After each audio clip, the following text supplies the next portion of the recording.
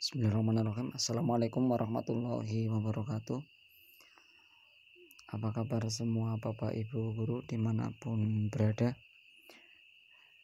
Di video kali ini saya membagikan lagi ya mengenai materi-materi mengenai soal-soal untuk menghadapi P3K tahun 2022. Dan Bapak Ibu untuk terus mengecek mengenai perkembangan informasi-informasi P3K tahun 2022 itu kapan dilaksanakan. Terus bertanya-tanya kepada rekan-rekan Bapak Ibu operator sekolah dan untuk mencari informasi di media. Ya, misalnya kalau media itu kan belum jelas misalnya. Ya ada yang jelas atau ada yang tidak misalnya ya. Ya yang penting mencari informasi ya, baik itu di media maupun rekan-rekan ya ataupun teman guru di sekolah. Baik, sebelum dimulai untuk diawali dengan berdoa terlebih dahulu. Bismillahirrahmanirrahim. Rabbi zidni ilma warzuqni fahma. Amin ya rabbal alamin. Langsung saja. Sebagian ulama berpendapat bahwa orang yang dari segi perbuatan-perbuatannya disebut munafik adalah orang yang sebagian besar perbuatannya berupa A. Dusta, ingkar janji dan khianat, B. Ingkar janji, C. Dusta, D. Khianat, atau E. Nyeleweng. Udah jelas ya, kalau munafik itu yang komplit, dusta, ingkar janji, dan khianat. Jadi jawabannya yang A.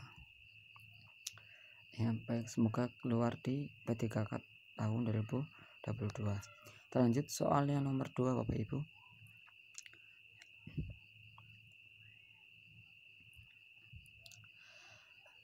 Dalam kehidupan sehari-hari terkadang kita dengar kata munafik. Kata munafik mungkin kita anggap tidak begitu kasar di telinga kita, karena kata itu dilarang dipublikasikan di media massa. Namun sebenarnya munafik adalah suatu sifat seseorang yang sangat buruk yang bisa menyebabkan orang itu dikucilkan dalam masyarakat. Dan berikut yang bukan tanda-tanda munafik adalah, nah di sini ada kalimat yang terakhir ya, atau pertanyaan dari pertanyaan ya, itu yang bukan. Jadi yang kecuali ya. A. Apabila berkata maka dia akan berkata bohong atau dusta. B. Jika membuat suatu janji atau kesepakatan dia akan mengingkari janjinya. C. Bila diberi kepercayaan atau amanat maka dia akan mengkhianatinya. Atau D. Apabila berkata maka ia akan mengatakan apa adanya. Di sini dalam soal itu mengenai munafik. Nah, di sini dalam soal itu yang dipertanyakan yang bukan. Jadi yang bukan munafik yaitu apabila berkata ia akan mengatakan apa adanya. Jadi jujur gitu ya. Baik, kita lanjut soalnya nomor 3 Bapak Ibu. Dalam melakukan penafsiran Al-Quran, seorang mufassir dituntut untuk menjelaskan maksud yang terkandung dari suatu ayat atau beberapa ayat atau surat di dalam Al-Quran. Maksud dari suatu ayat atau surat tersebut dapat dipahami dari susunan bahasanya dan lafal-lafalnya yang digunakan serta seluk-beluknya yang berhubungan dengan ayat atau surat tersebut, yaitu kapan, di mana, ada peristiwa apa ketika ayat itu turun ya, sebab-sebabnya ya, berkenaan dengan apa dan siapa, kondisi masyarakatnya bagaimana, dan bagaimana penjelasan Nabi Shallallahu Alaihi Wasallam terhadap ayat tersebut.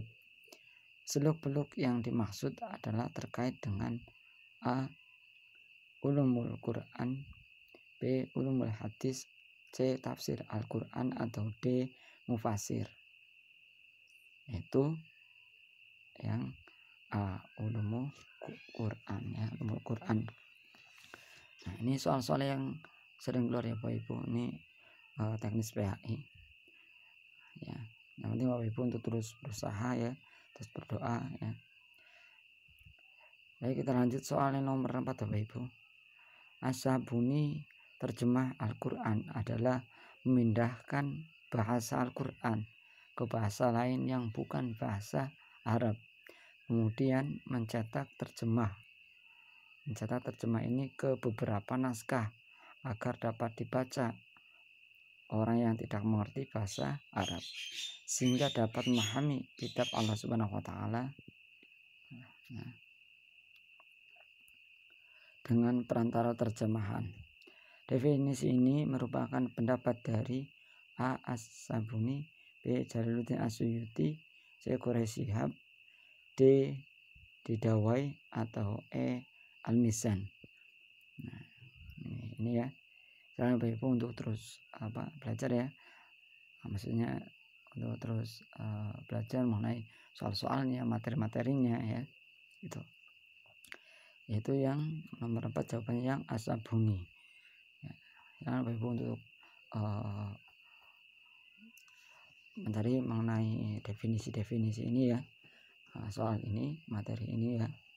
Baik, kita lanjut soal yang nomor 5. Takwil dapat dilakukan dengan syarat tetap memperhatikan kaidah kebahasaannya dan tidak hanya mengandalkan akal atau rayu saja ya. Karena dengan takwil akan memudahkan dalam mencerna dan mengamalkan ajaran Al-Quran sesuai dengan perkembangan zaman sekarang yang akan datang.